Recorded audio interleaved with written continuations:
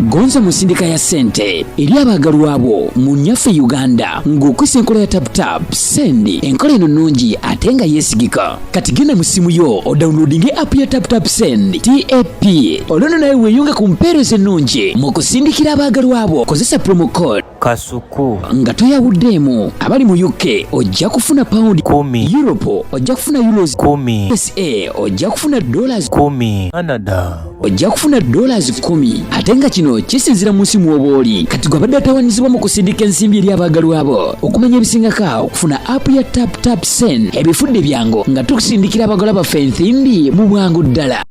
Shukra Herbal Solutions Katwe faba akubuka mu kujjanjaba endwadde ez'enjawulo nga tukozesa eddagala ery'obutonde. Tukuwa eddagala erisembeza amagi gwatazaala. Tulina eddagala lya 3-in-1 muwoomya supu taiti n'akabugumu. Tulina eddagala lya kabootongo ne syphilis nga bino tubijjanjaba ne biwonera ddala. Tulina ka tube cleanser nga kano kayoza enseke. Tulina ka water syrup nga kano kasumulula taapu. Ate nga abakyala twabaleetedde ka taiti piuzi ezijjanjaba infections ez'enjawulo nga naawe omwami ayagala okulwa mu kisaawe twakukoledde ka jab ointment. Tulina slimming pills nga namwe abenyooma mu size tukuweera ddala eyo size gye weetaaga. Ate nga naawe omukyala ataweebwa twakukoledde kabuweebwa akakugulirawo emikisa. Tulina ne ka return oil akakomyawo omuntu wo. Kubira aba Shukra Herbal Solutions Katwe ku nooti 7584 beba Shukra Herbal Solutions Katwe.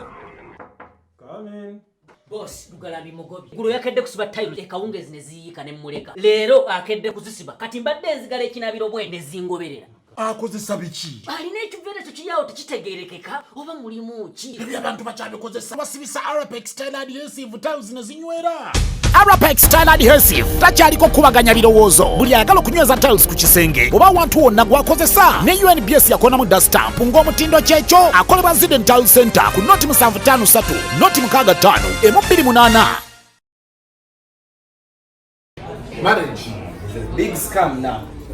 I don't know, but one thing I'm sure of, Yes. most people are not happy in their marriages. Most people, like 90%, are not. Most people are not happy in their marriages. Abasajja abasinga kale edda bagamba nga ntudderwa omukazi atudderwa abaana. I'm an exception. Kati ennaku zino I'm an exception. Me, I'm happy in my marriage. Yes. I can say it on camera. I can say it off camera. call her. Very happy. ogenda kubira mukyala wo. Nze mukyala wo. Ogenda kubira wena. Sewo nino mukyala wo. Ate bana abalala. Nino mukyala wo. Mukyala wo.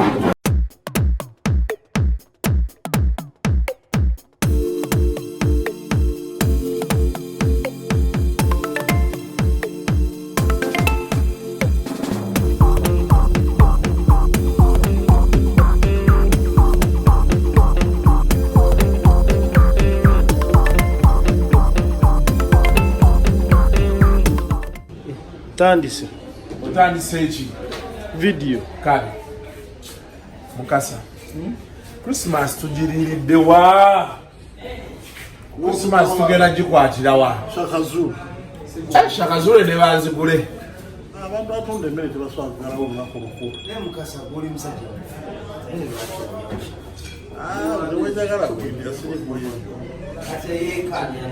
Naye bagitereka tebagiteeka ate kati emmere yange ekyemisana bagibikako n'eyekyeggulo ne bagibikako wali kati bwenzija ekiro zombi nino ziraba.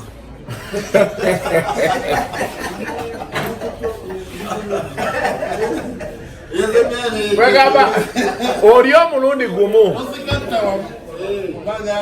Oyo mwana Mukasa.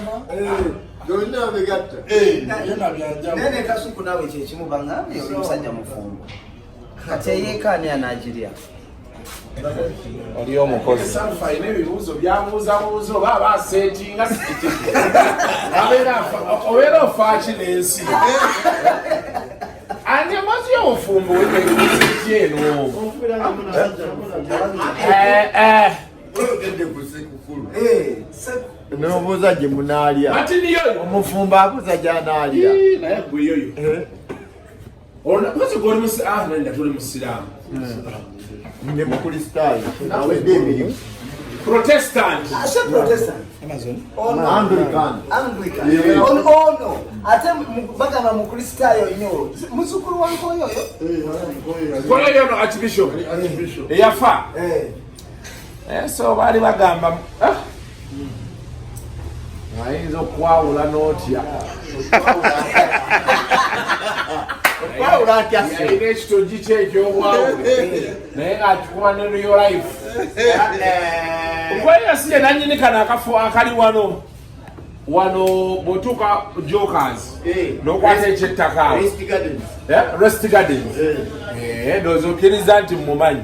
Naye sebo ligase ani yazimba museum e Namugongo. Eri ya Protestant. Koyoyo. Tosala waranga. Koyoyo yagizimba. Yoyo. Case. Wamaanyi nnyo. Case Mukasa. Case bakoze award. Ozirabye? Nomination. Tulira. Nominate nze ne bakola award. Akakiiko kaliko Sendi, kaliko Keizi, kaliko Kafuuko, kaliko Anyomula. Akakiiko sinze nkogerera, si mwogezi w'akakiiko ako. Ne lwaki ozeegaanye? Sizeegaanye. Kati mwakoze zaaki? Zibaawo buli mwaka si kwe kususubbaawo. Kati kwe zogereko. Guno gwa kusatu. Kati kwe zogereko. Era lisiti girabe. Otugaa nti zizo. Girabe nga bw'ogiraba, ba winners tujja baleeta wiiki ejja. Kati bebe mwataddeko wa? Sinze yamutaddeko. Lwaki tewakompulinira komiti memba? Tuno mimi gwe muyisaamu amaaso. Mwataddeko kirya muweesi. Bebe kulizire, kirya muweesi yani? Crystal Panda. Gyali mu Full Convoy. Atali bebe alimu. Sitegedde wawo gwali. Tomanyi bigenda maaso ku TV ya. Emanyi. Listi nnene erimu nominations nga 10. Nenga sinti tulina. Zali mwali ne toto. Kuba beautiful personalities of the year. Ndoza totajjuddemu awo buli byenyigawo buli wamu. Temumuwa best. Ale buli wamajja. Buli wamu waali. Ate ali mu best. Worst taliimu. Sijja commenting kwa wale kwa mukora naye naye mukaje ko bukuweko. Mukasa. Ukone kabe katwatularo kakona mu kamera. No. That is my good friend. Atenze kati ndi uncle. Yes, kalwachi to mukubire simu. Ati mazima truth every day. Vetogera mazima mere. She's the most talented female DJ we have in Uganda. Sha atoro Linda Deno mutekawa. Linda Deno mmanigwe. Osolo kugera kamera nonyimene ku bitone. Linda Deno akakati sato ye bitone. Sato Linda Deno mutegera akubana South Africa. Mamu bili go uzo Linda Deno jamu kunyonyo. It's just honey. Oyo mwana ni sparkly. Kasuku is just honey. Honey. Linda Deno ya bukora. Ukiriziganya na echayo gende. Hone yali andabiyeko ddi nga nkoze effumu. Ndowooza wali ku Juliana ne wano wa Mukasa kijja eno owa kamera yeefula yeyongerayo. Kwatira wadde eddoboozi basobole oddisika. Ate nkoyo tamwokyeza zika. Agenda kwekola buli kya busiru gy'omanyi. Akati kwata Yoyo ne Keesa nfa. Bakokyezaayo. Tobajjako kamera. Wate ow'effumu. Wate ow'effumu. Bakwate Likazina. Naye gye lyala yaŋŋamba baby kuku. You are hotter than hot. Hotter than hot. Nebo mara na ngaka mukaga raswa chika. Yakamba jangu mbona sanga no chuso mtu. Leka video yako njagala okatire mu abalabi. Byo wakola. Asirikira. Byo wekola. Neno za joke zolira katini kyasumuka. Ngebiri mpale bizitowa. Kwetamiya. Koje kali bakali mutuze. Nga musoda lewa doge ndo kuita vote. Mukasa kati olowooza nti ndi masavu nga ggwe. Omakala kayimba. Nze Mukasa kati Mukasa osobola situla Etaniya. Situla singe Etaniya kati. Ngani bwewasitula. Balta kayimba. Humpty Dumpty fell on the wall. Humpty Dumpty sat on the wall. Humpty Dumpty had a great fall. Humpty Dumpty atwali kuguma. Naluza kontrola ngweli. Ngweli nalyoka asambula buli kyamuli mubiri. Kati kyewande yakala okukola. Ndijana deni na put up. Nemo kama nayamba nagamba wa. Ogira owereza abantu treat every day. Naye kamazima tugabaddeko Mukasa. Lero omusajja ande munyiivu. Ande. Galubindi si kintu kirungi. Omuntu waba afunye ekizibu oba ku maaso oba nga ki. Olina kisanyukira mu kintu. Ateze sizambala. Ozambala naye at least. Kezo ono gwe bakuwayiriza. Omuwala gwe bagamba gw'oyagala. Nabagula noluzamu okutambira mu leka nze ndabe kubuulire. Keezi leka kujjako simu. Yoyo. Muwachi nono naye wa kamera akwate ebintu by'okwogera. Tuleetera obuzibu. Omuwala ayinza okuba alina bbaawe oli kufa ebiremeddeko. Ky'oba okola bw'asembera mu kubbe. Oluseko mu mbala. Ogezemu. Ate teyasiize ddayi mu kiremu. N'ayina okusuulira essimu. Owulidde bulijjo tetwogera ku ddayi. Sekikunesa ddayi tomulaba seminyawa. Seminyawa yatadde ebintu. Bulijjo tetwogerako abantu tulina amagezi. Oyo ddayi neri baba amukolo mumanyi. Oyo ddayi. Ayina gayiwa mu Bw'okolamu kanyiboba si ddayi kandeeta amazzi tumukiyiseeko tuti. tasobola Oyinza olaba wano. Leeta. ayina gayiwa musana eri kwaliwa bba. Naye ekiwalano kibuze. Abakiteekateekamu ebisiriiza naye ojja kulaba nakyo kimulisiza. Oba gyana atwala musajja waffe.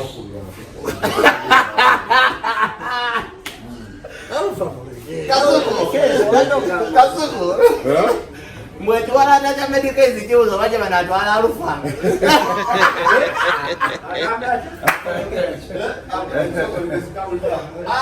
Baagala alufa bamutwala olijja abikira ekiwalaata. Bamala kwogera.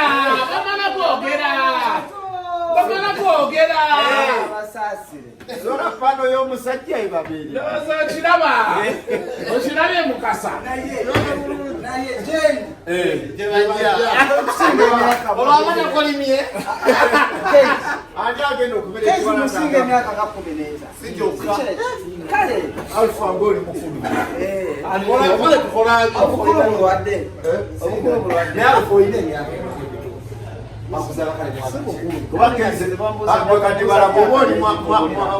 Mwasa tumwita gataka agambye akuza 15. Unajagamba ali 29. Ani ono?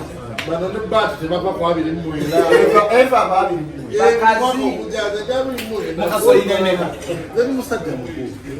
Ese tubuze nse n'ekimanyi oli mukulu. Naye olina emeka. Mwagala kukola. Kwa abantu bakutoka nto.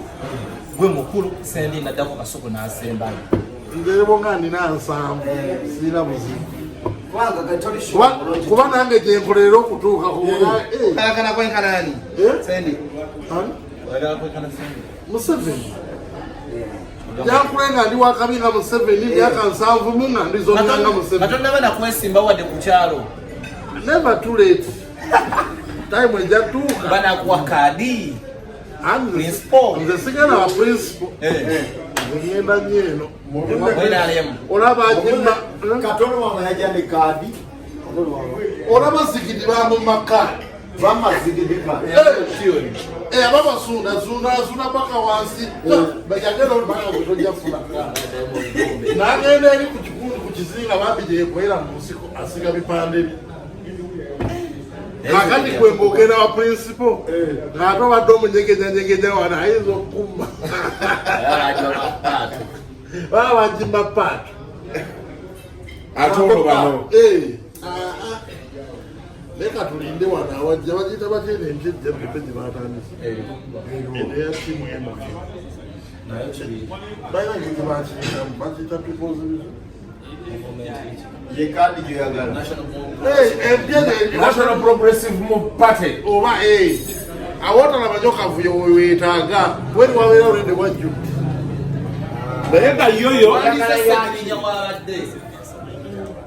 What MPs to Kigongo ba MP bakwanguiza nti ogenda okwesoma ku MP wetagala masters degree holder. Nenga chatwala ba diploma. Abakola embagi. Abasenior 6 manje. Abakola embagi. Tewali kitiibwa. Tewali. Nojjukira obwe MP bwennaku ziri obweddaako. Neba senior ate bateesa mu luzungu kati binsi. Neba beerayo. Ba MP olaba babeera mu America ngero. Tekyandibadde kibi. Naye bateesako bikulu. GMOs bazitege. Oluzungu lwe boogera mu parliament lulina okwogera. Owe 6 talutegeera bulungi. Ayagala owe 6 eyasomera myaka egyo. Abo kuwanika kwanisi mukono babagamba katukola ki? Mulonda wali. Mulonda nta. Kola hongo wanika mweninda. Ati amanyi bwange mwampaliza kamuwanika.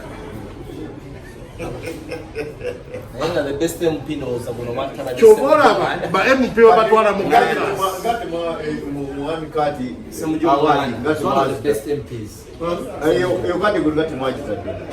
Tezinda bwayo. Nembadde kutemye beera muki. Abantu be balonda. Bawona akademi. Kyogamba abantu balonda akademi. Tewali bantu Jenkins kakuwe. Tewali akademi.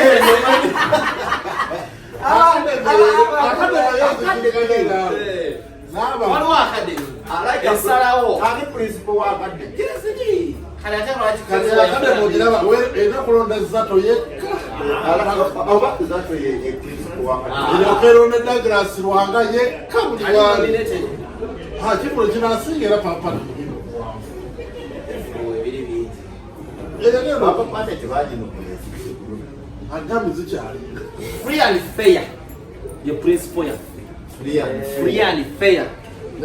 The chairman awadi zagana Uganda nezikatabika. Ate nga beba agenda leeteza ez'ennyumba. Era tusabeze zibere different. Nebbe ku list yo. Nebbe ku list eri a bit fair. Otunula critically. Akuwa n'ensonga lwaki osaanidde obbaawo. Egera kuba narrative. Yes. Agamba nti Yoyo nominated olw'ensonga. Olw'ensonga neno. Ate this very year, Bebe Cool himself did feature on that list. Bebe Cool list. Yes, he did feature. Agambye kati ayagala ndeeta mu nnyumba. Yakoye obubaawo bwe bazze babawa. N'oteekamu ssente zo n'ofuna obubaawo. N'obeera n'obubaawo bungi nnyo ewaka. Nati tolina kyobufunamu. Nga tebugenda na mu bbanka. Tebugenda mu bbanka. Olaba kaadi ya principal yafuuka obuzibu olw'ennyumba. Ennyumba ejja kufunika. Kasuku ennyumba tejje. Ejja kujja. Nedda. Ennyumba. Nedda. Ennyumba egenda kujja. Omanyi, Don't you see it? You happening? ekigambo nnyumba. Anyway, ekirungi tuli balamu. Let us await. Sibe kiri Mukasa. Katulina tulawo baana akigaba. Tuyinza okuba tuli wano nga musajja alina ssente ze nga bw'agamba. Naye ekintu ky'ennyumba kinene mukko. Owa. Financially trending. Mukantiibwa. Financial. Trend yete Era tomubuuza kapyaki. Kubaye akapya kabala kyala. Tusaba musaba luyimba lupya obudde buno oba kabiri. Letwagambye mu discussion twali nayo. Balikira okusaba ennyimba ebi. No wali Osamba dogs nomuga akapya Sosobola. kandi ziri enkadde todazimalayo. zimalayo. Ennyimba empya tebadde muzisa abantu. Waliwo omuyimbi nga tusaba musaba kapya nga big guy. Bigayi bajja mu suppression. Olire kaleese bakavuma ate musaba kapya. Kayimba ka big guy kalungi. Husband material. Big jump. Kawooma nnyo omugati kukuli ku mutama ng'ogaye okawulira obuwuumi naye kaffe abatannalya it is hopeless.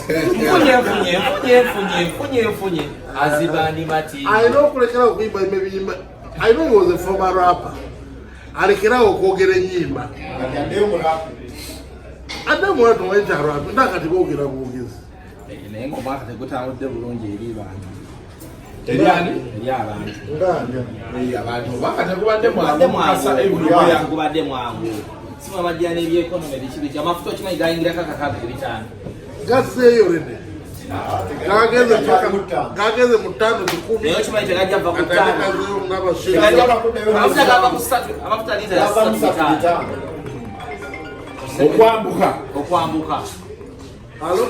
negayingira ennya negayingira ettaano negayingira akakaaga wange kati mukukako gakomako kutane tano bina tano bitano kati awo ngenda kudda ku bigere bali ku bigere ate kati embeera gye tulimu amafuta ago begaddamu olinnya abantu emotoka bajja zipaakinga wadde n'amasomero gagenda kwongeza fiizi awula nze bannaye simayinakasumuyimbi kyakusingidde omukaka muno nuwa neetaaga otuula hansi n'endowooza kalonantobakafunize bulungi maybe waliwo ensonga endala akadezalayo but kalonanto wininwaki musuusa ono omwana mudra ne gurunedi asande gudya gurunedi anyawo omulala abayimbi we bali abadde nenyimba kamiliyoni himself yazali good music forever lutubaddeko mwagala mungoba musiro yafuna kayiti abo ne mukatu akayima ne mukatugira ko ebule kati ate mukubye mwakadde muwasa abaluzanye ku mbaga naye yoyo balina show cocktail beat Friday no ku National Theatre ngasatu buli omu VIP. Everyone is VIP. Tuli mu lujja lw'abano mayo yakulira okumpi ne National Theatre. Jenkins. So everyone is VIP. batandika kampalo Everyone is VIP. Emtwale etano. Waliyo ne senso nsenkaba. Webutamanya bayoleseza atazwaba mulala. Sendi ogambye ono yakulira mu kibuga. Sendi agamba nasula mu mazzi. Era yasooka kuyiga kuwuga. Kati kansooka emuze bakuzaala. Zaala nansa. Gyokyabeera. nasa natisi kampala Anti kakati kyemubuuza oba wabeerako enansa eyinza tulina kubeera nansa napaka lasita ne kamuleke kati yeberera lungujja mumagana ayinza okugamba n'owakana nti ate watuukayo Owaaye. Edaffe lungujja nga tumanyi bahoofu be babeerere bakintumusoke okuba mugoma okuba mufulumya ennyumba ebintu wabiraba wanawala beyatadde family ekumi amabega wa kati investment yawo awaliwo ennyumba ya muganda yali ataddemu family eyokumi naye kyenakyakundi hopu atereka ebidoli bya Sabrina byonna byali bikyali yawo ati bwera ava mu Sabrina buli kimu yakyafuluuti n'atereka bwe baali bamukuba bye nasooka okulaba mu lujja Negwe Jenkins tusoke tutekewo. Nga mwali okunyeebwa bwa Shena. Sabrina. anti era sife twali bamuwasa Kyeŋŋamba mwaleetanga enjala yammwe ku Sabrinazi gwe kuli ffe tetwalyanga bunyeebwa bwawo nga tujjaawo ne tubagulira olusi batuwa nemmere waye tosobola kugula mmere ya Sabrina era Shina give them some food. yebuuza emboozi gye munyumya kadde nnyo ku myaka gyange naye bagiwuliranga Sabrina muli bito tuli bito ono myaka gya Nimrod si bwe yagamba mwena banyina Alfa naye kati akamadi kasajjako dread tali gundi yani David Lutwanza omujjukira David Lutwanza yasiba dread ati ekiwano kizitandikirawa agenda okugira nti nga ziri eno ku nkoto kale musiba Georgina andi eyo David Lutwanza yagenda okwatakwatamu nga walutazubira ziri mangi nagamba vaako bazijjako Emmere zikyaliwo wano. Okwata wano tewali enviiri. Bwogezi bubi. ofaananyemu naye omanye enviiri ezikwata dread zirina okuba nga zikyali nga ziri wamu nyingi asabustani kokwera butonotono webu tadred wena nazivayo alfa ya buli wa bojola bejaja kadde omunyuka yalike Sweden open roof wedde Jaja kadde aliwa jali agurumira abaana bali mamiti bali Sweden alika yachita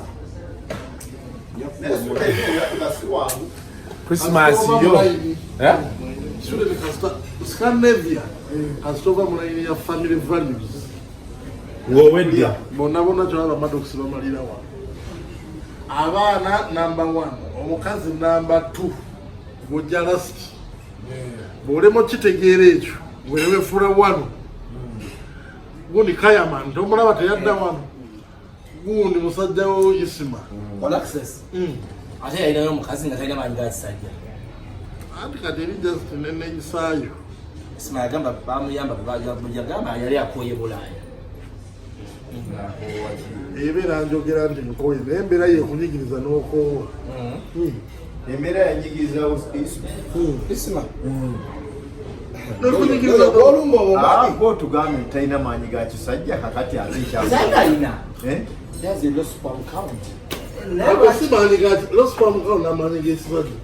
amaanyi gesajja yawulo spam count ye delivery tebifaanana ate abadde spam ejja mu endi ye climax kati sebo asi gotubuulira which is ekirala mu abatali bakazi mutandika mutya okudiscussinga Isima ku spam count n'amanyi g'ekisajja aye yabyogera ku yeyogerere mumuveeko mwe mutemuli bakazi leka abakazi bamudiscussinge Kasuku gobadde ogamba oti olunaku luli wano sinnalutegeera bulungi tugenda lya muceere wano ndowooza ngenda kusooka nzireko ewaka neebakemu oyakana leero badamu gyali n'abaana ebibuuzo by'obuuza Kasuku alina omukyala eko batalina ebibuuzo alina mukyala wange gyali mukyala wange gyali yanipoze mukyala Kasuku ye mukyala Kasuku Mukasa adagala mwaiti yani mukyala Kasuku Mrs. Kuku was a bagger move slowly nigga sukulu yito kolamba gw'omwaka obujja abantu bano bamuwe obwana bufe obwana obutulekere Kasuku obwana butulekere abantu basonga bwe nga tonagenda Kasuku alina mukulu we Jenkins ono yalemwa anze nekizibu abantu bakulu bali tebannazibu ekkubo likyali zibi nze so akuwasa nga Wilson Mayanja tannawasa bamuyisizaamu amasa awo omusajja mwa respect era namugamba sisobola kuwasa nga halewanga akyali wali but marriage is a scam. I think marriage is a big scam now. I don't know, but one thing I'm sure of, yes, most people are not happy in their marriage. Most people, like 90%, are not. Most people are not happy in their marriages. Abasajja abasinga kalina edda bagamba nga ntudderwa omukazi atudderwa abaana. I'm an exception. Kati ennaku zino I'm an exception. Me, I'm happy in my marriage. Yes. I can say it on camera. I can say it off camera. Call her. Very happy. ogenda kubira mukyala wo. Nze mukyala wo. Ogenda kubira wena. Sebo nino mukyala wo. Ate bana abalala. Nino mukyala wo. Mukyala wo. Amigani. Nino mukyala wo. I keep my wife. Ebyo kubira mukyala wo.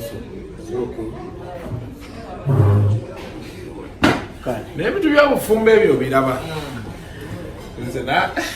Ebintu by'obufumbo ngenda bagamba ekintu kiri Kasuku okumanya mukyala wo. Nga tanabuuza Kasuku kamfunira ekintu kiri ekitikeezi. Obufumbo problem yabwo esinga ebeera ku beginning. Ate kino kibeera both sides. Abantu balimba nnyo mu ntandikwa. Kakati okulimba kwabwe ne batamanya nti omuntu bajja kukola ki ndibijja kutuuka mu bufumbo akati oli n'atalimbulula muntu later on nekikaching up naye but bw'obanga mutandika n'oba wa mazima okitegeera nti omanyi nti eka tetuli bulungi tetulina naye oli okwana omuwala nagandi banzaala kololo nze we nakulira mu biseera byange ebyobuto nga muyenga is the in thing oli nagamba banzaala muyenga okitegeera kumba ategeeza kabalagala nga tategeeza eyo nga weebwayise mu Kimombasa nakusikira eri eriyo akati nomanya eyo muntu wa klasi nakinaki omwana weemuyenga biki kati bwekigeetinga serious ate mutuuka okwandi nga mugenda mu kyalo ngate emuyenga waliyo oba otegeera ndi omusajja omutima gwennyika era olumu abantu amu n'okwekuba beekuba bw'aba ategedde nti waaliwo ki pretense semuwe oli talina mmotoka naye alina mikwano gy'abalina kati avuga mu ya Alpha navuga mu ya KZ navuga mu ya Eddy navuga mu ya Jenkins mu ya Sendi ng'azisanyiramu awo bwatu kati oli n'akola ki omuwala n'akizuula oluvannyuma nti ati n'akizuula nti oli yamukola ki yamulimba so abantu nze mbagamba kimu life is what you make it si byaki nze ndi mu nkola egamba njagalanga bwendi era relationship zanjagalanga bwendi zisucceedinga and people happy naye gwo omukulu otya n'ofuna climax nti n'omukuba n'embaga Sendi with the attention you get from the young women.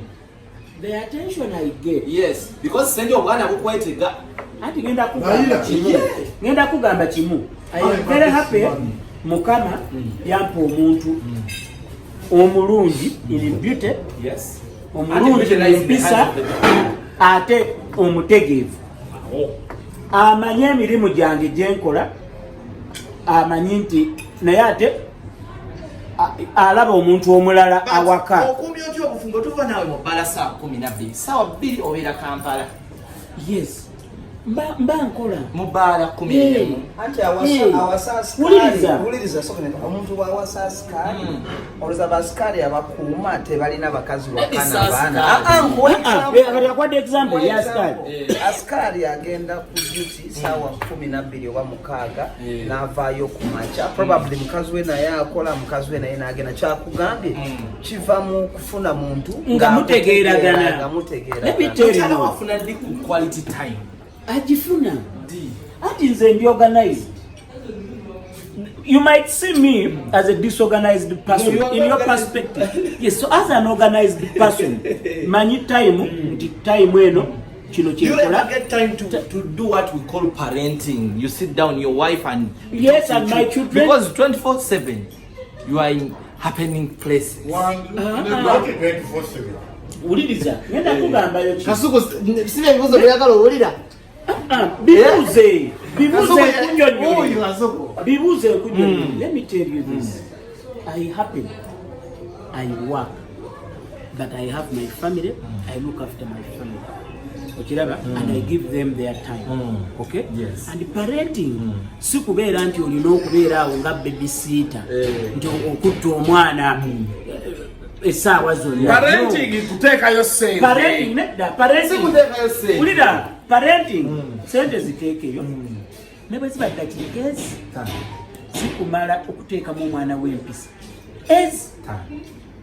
omwana puttinga 1 foot wrong n'ajja mu kisenge n'atabuuza oba n'abuuzaako maama we okumugamba nti ku luggi bakonkona dayo wuliriza dayo nedda tusigale nga twogera ebyamagezi dayo okonkone n'akiyiga n'addayo n'akonkone ne bw'aba muto bw'ati n'ajja n'afukamira n'abuuza n'omugamba kati jangu bebi wange That is parenting. Omwana mukuume mu straight line, muyigirize empisa, mulago omwana tabuuza taata abeerawo uliriza wabasoma Eddy n'agamba probably sifuna budde the whole week but once a week nina okulondayo olunaku lwentwala omwana ku ssomero ne interactinga ne teacher. For your information, abaana bange nze mbatwala ku ssomero Monday to Friday. What advice could you give to a man like Mukasa who is aging and is not willing to settle? The advice I give him, tell him first of all, define aging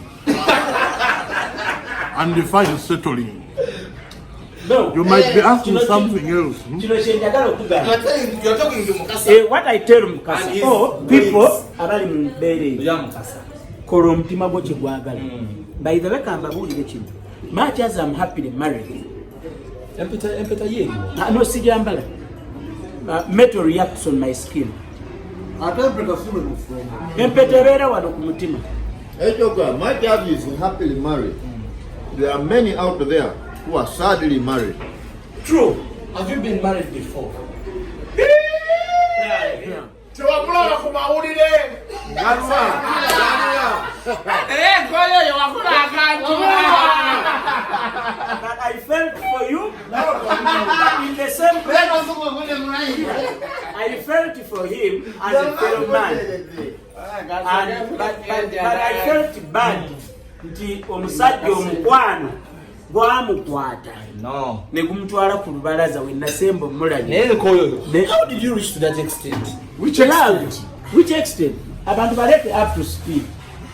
Soma abantu obalete up to speed. Chichi koyo eche yakona sikatuukako. Ebintu byakwega tabiveko. Ebintu by'omukwano. Hold on a second. Kenzo ebiseera byo wali ogoberera ebintu. Nali nsoma mawulire ne because I don't expect him to have been in media by then. No, he was a student. I'm a very updated man. He was a TV viewer. Yes, this is what happened. What happened? Obeera mu kirasha. Ebintu obiraba bulala. Nali mu kisaawe. Okitegedde.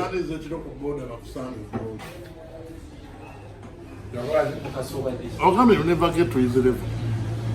But as long as you're still saying Nsanga wano kusaa munana linya bodo Nsanga osa tuwa kulevo yali akikozeeko naye dadoza Eddy kyobo kyemba munyonyola case nti ekisaawe omala kibaamu waliwo ebintu ebyogamba nola omusajjawo ng'akikola newe wenyumiriza mu bufumbo.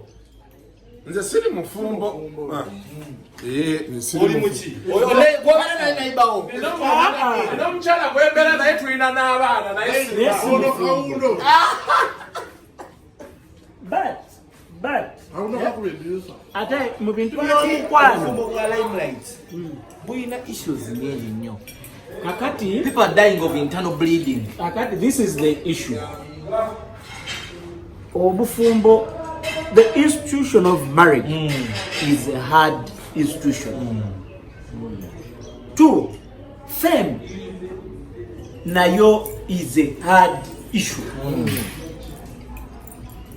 Abantu babera ne expectations. Nawe olina expectations ezizo olina ebiruubirirwa byo. Abantu balina bye bakusuubiramu. Abantu balina bye bakwagalako. Oli bwalya muwogo nze I'm a student of history. Kafero yayimba n'agamba nti bwe ndya muwogo n'ebijanjaalo ng'ebijanjaalo ng'oli agamba nti abagagga beerumya kati laba Kafero alya bijanjaalo Kafero yagwa olaba musanza alya kubijanjaalo case nawe sijja gamba gwe kuba you are not the right person to talk of. Kangamba omuntu ali eyo akola ewammwe kusanyuka naye nga tali mu limelight. Waliwo omwana bavuka abo abakamera waliwo oli ex wa Katongole nga yali mu background takola ki nga talabika eno mu maaso. Omanyi nti akeera n'agamba nti ayagala kulya kawunga na bijanjaalo n'abitumya era bw'aba abirya tewabaawo amugatta naye kubanga oli mu limelight buli kyoteeka bwoti ekigere there is somebody to but I think limelight ekizibu kyayo Eddy nze gwolaba waliwo onsanga omuntu n'anvuma emisana nga ndi ku piki n'akuvuma naga oyogera ku bantu naye era olina ku boda. What is wrong with kulinya boda? Limelight wokkirize kutwala speed ejja kutwala eyo anti kakati because abasinga kakati obulamu bwaffe buli kiseera bubeera mu kaguli tubeera ku podium nga bakutadde ku trial kakati obeera okyali trial ya limelight n'ogattako pressure ya marriage bw'obanga tofunye muntu mutuufu ate kino kiri tuwe abatulaba temulowooza nti ngamba nti omusajja nga tafunye ekibi ekyo kyekyo kyolina no that is a serious question. It doesn't mean ulida it doesn't mean nti olwokuba namuwasa si mutuufu anti kati nze kanku example yange nze omanyi ebintu ebimu I love to use myself as a litmus paper okuyamba abalala. I first met my wife we started staying together in 2005. I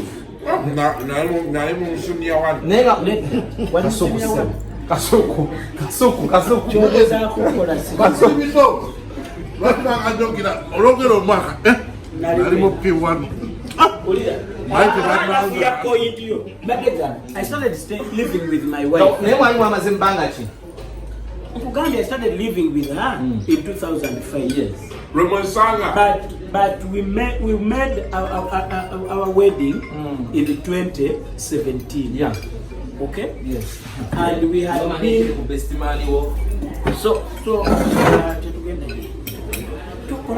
don't act like a loose cannon. So what I'm saying, nti omuntu musobola okuba mwenna ate nze am for people ababeera bonna ebbanga ddene ne bamala okwezuula oli n'amanya obukyamu bwa munne n'obulungi bwa munne nakkiriza ne bagamba I think tukiteeke ku level eddala. Abantu bangi they rush into marriage empeta n'ebaawo ne balyoka balwana okubeera nti ba-actinga for the gallery. Ekyo nakyo kireese nnyo obuzibu. Issues to do with the heart have no age. Okay? Yes. Issues to do with love have no age. Owabiri awasa but kibeera kya bulabe kiba kya bulabe abatanalaba nsi. Era abawala sagala kyogera mu bubi era nsaba abayisiraamu temutegeera bubi. Eddiini y'Ekiyisiraamu ewanya amagezi abantu okufumbirwa oba okuwasanga abato. Mosso abawala. Si mosso abawala.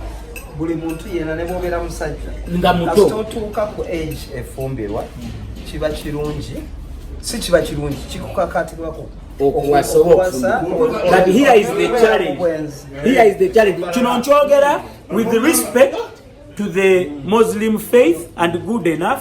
Nze nina abakoddomi bange abampa ne bempa nga basiraamu. So you know I respect the religion. But ekintu kyokeera mu bufumbo kirina obuzibu bumu. Mutunuulire nnyo abakyala ab'emyaka 45, 55 ebintu bye beekola babeera wali bakeera kati ne babaako bye bataakola mu older age ne babikola okitegedde. So with respect to the Muslim faith saagala muntu aveeyo agambe nti oba njogedde kibi eri ku ddiini. Then the other thing also to maybe add or give a different perspective to what you're saying. Beba waliwo n'ekirala nze nsobola okuwasa mukazi wange nga ffenna tuli 20 years oba ayina emyaka 2 nga nze nina 25 naye nga kiri kyonna akugambye nti naye nga twetegedde waliwo birimu abantu bafumbirwa n'obalaba n'olowooza ba mukwano ne bafumbirwa kati when your friends muweza negiri emyaka ne batafuneyo middle age crisis gyolaba. Kasuku is your wife, your friend. Kitegera kyegamba Eddy Kasuku. When you get, when you become, Kasuku is your wife, your friend. A lot of people have been girlfriend and boyfriend from high school until when they get married. Kasuku talina mukyala. Alina mukwano gwe. Andi mukwano gwe. They are friends. Kasuku is here to answer. Are you friends? Yeah. And musajja muganda. He's not sure. The principle is singa si mukwano gwe, singa tebali bonna. During the courtship, omuntu abeera na mukwano gwe. You can't stand each other even for 2 years. But there are people who are married and they are not friends. Because yes, ulira ekirala kambabulirayo kino ulira kambabulirayo kino muve kubawala bakwata speed n'abalenzi bakwata speed olwaleero abantu bangi bawasa abantu olw'ensonga ennyingi. I know somebody yakola embaga because ku mulimu waliyo promotion ng'ekimujjamu tali married n'awasa omuwala not because amwagala naye ku mulimu ali promotion. Waliyo omukyala yali alina okufumbirwa nga naye buli wabanga ayagala okuyitamu bwati nga ekya M/S kimuhuntinga ng'okutuuka wali olina okuba Mrs. abalala waliyo kampani ezimu zigaba benefits marital allowance, omukyala bamuwa sente, medical company ezimu zikola abantu ekyejo nti bawane nga bala bantu bawa omukazi maternity leave n'omusajja bw'azaala bamuwayo some days off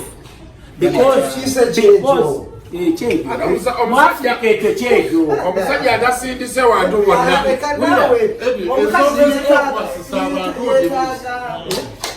fumu lyakumata oli buli lwakera ng'atamuse yesinga obukulu agamba nkoyo okubonaabona tekitwaza muntu mukyali tekikujja ku mulimu tekitwaza muntu mukyali agendeko ewaabwe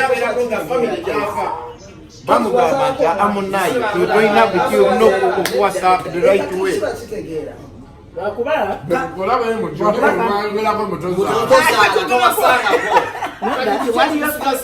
mukazi we yazadde wabeerawo emotional support.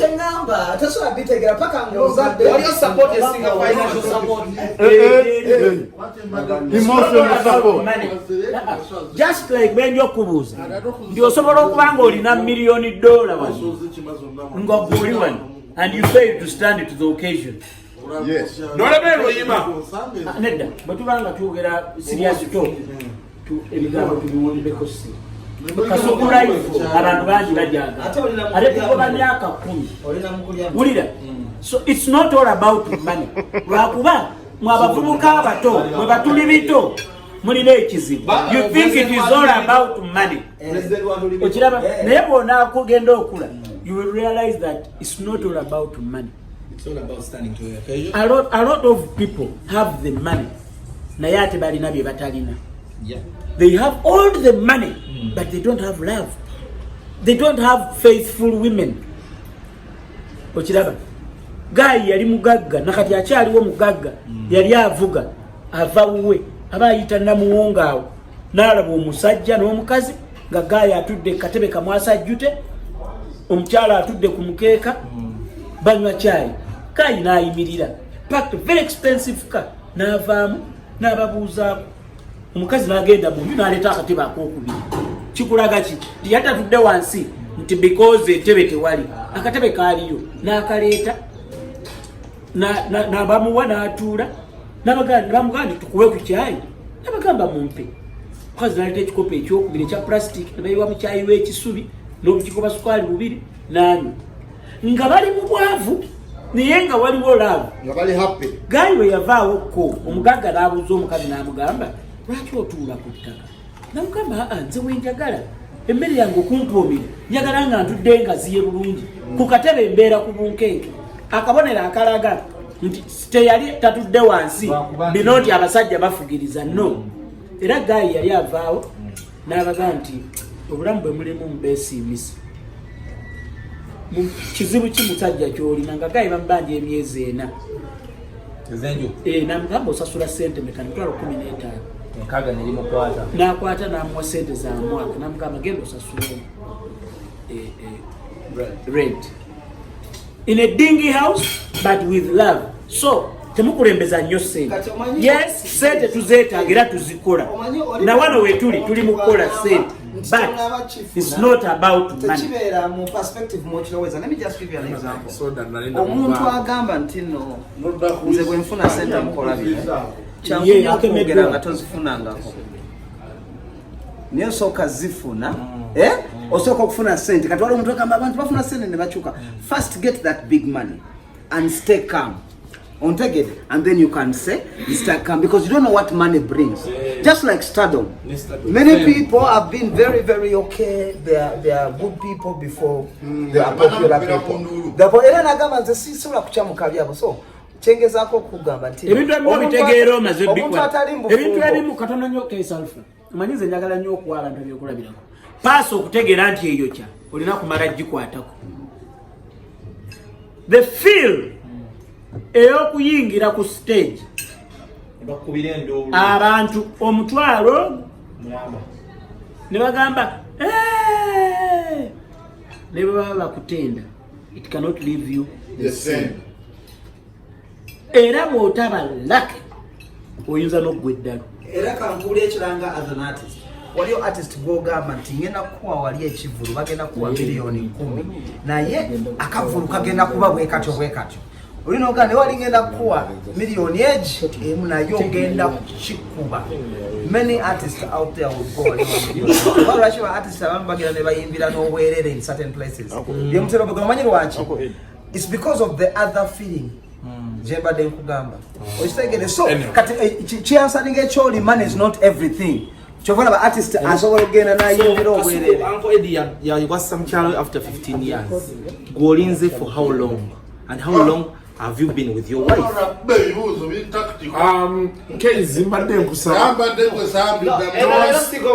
Mbadde nsaba tonsinikirako binyobyo ebyente jakola Jenkins si kituufu. Jako. Ensonga nkulu.